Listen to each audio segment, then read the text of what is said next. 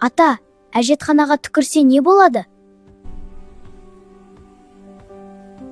Шайқы-бұрқы әулие бірде ібілісті көріп қалады. Ей, малғұн, сен адамды азғыруыңды тоқтатпайсың ба? Мен оны өлгенше азғыра беремін. Әлсіздердің иманмай қоймаймын. Мен үшін ең қолайлы сәт өлім сәті. Неге олай дедің, малғұн? Пенденің уақыттық демі таяғанда оны шөл құсады. Бірақ қасындағы ет бауыр жақындары науқастың бұл хәлінен бейхабар болады. Сол кезде иманды ұрлауға мен келемін.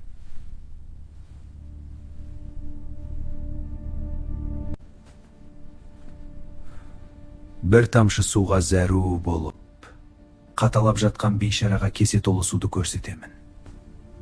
Алла жоқ, пайғамбар жалған деп айтсаң, мына суды беремін деймін.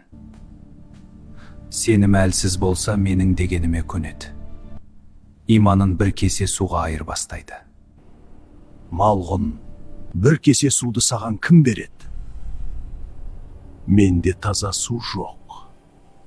Кеседегі су өмір бойы әжетханаға түкірген өз түкірігі. Әжетхана менің үйім болғандықтан мен оның бәрін жинап сақтаймын. Иманын сатқан сәтте түкірігін бетіне шашып жіберем. Шайқы-бұрқының тұла бойы түршігіп кетеді. Содан бастап әжетхана ішінде түкіруге болмайды деген тыйым қалыпты.